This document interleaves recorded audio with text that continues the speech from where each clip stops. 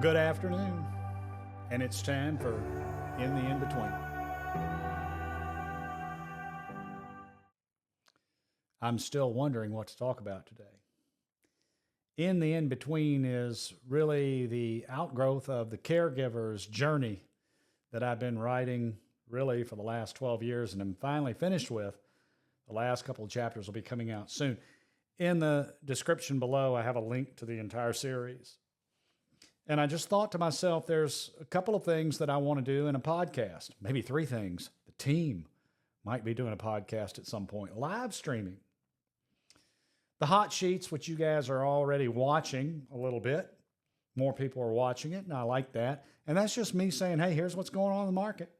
This is what's happening. This is what I look at, and this is what we can expect. In the in-between is more about the life we live, the decisions we make, why we make the decisions we make, why are we stuck, why are we not stuck, why do some people move faster than others, in all aspects of life, no matter what they are.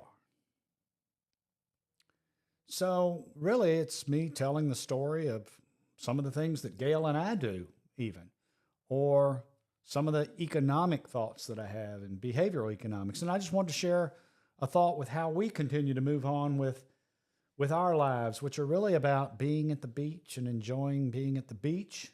We've enjoyed it for a long time. What brought us here is different from what brought anyone else here.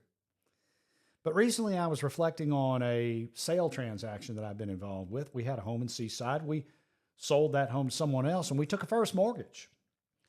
And after a little while with that first mortgage, which was paying nicely, we decided we wanted to liquefy a portion of that mortgage, pledge it, assign it to a lender who would then give us money in exchange for that mortgage note in whole or in part.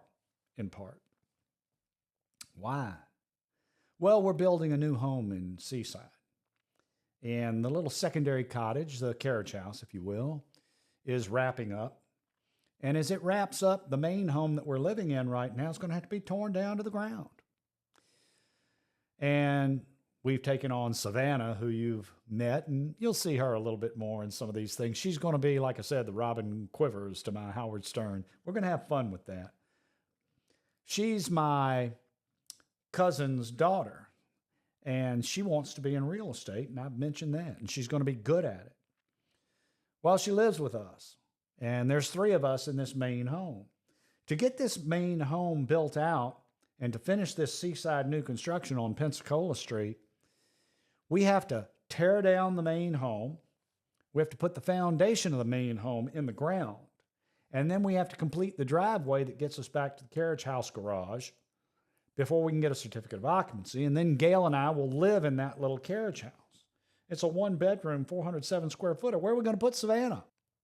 We decided to buy another house, our next project. So we're going to buy another house, our next project. We're all three of us going to move into that for a little while. And then when we're done there, Gail and I will move into the little cottage in Seaside, and Savannah will stay back at the other property. It's a duplex, and we'll rent the other side.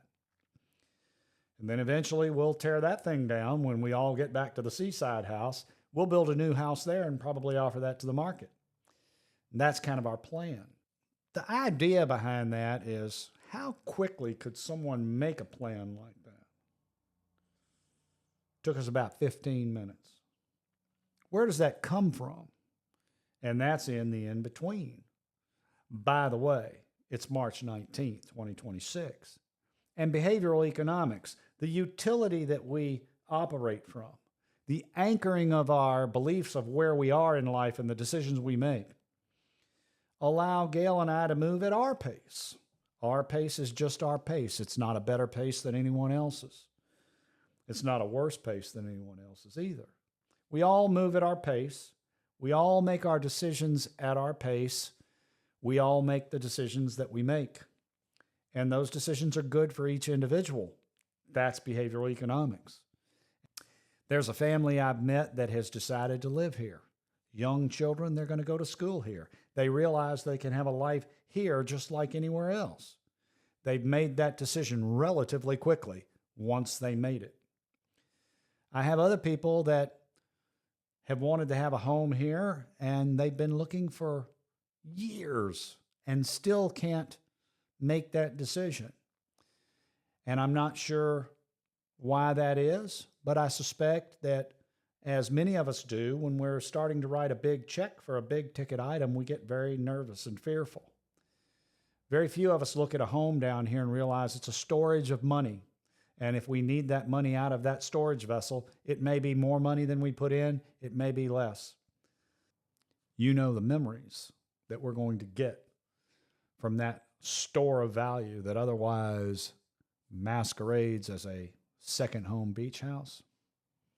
Irreplaceable memories that you'll never create if you don't make the decision to be here. And you'll never be able to replace them once you've made them.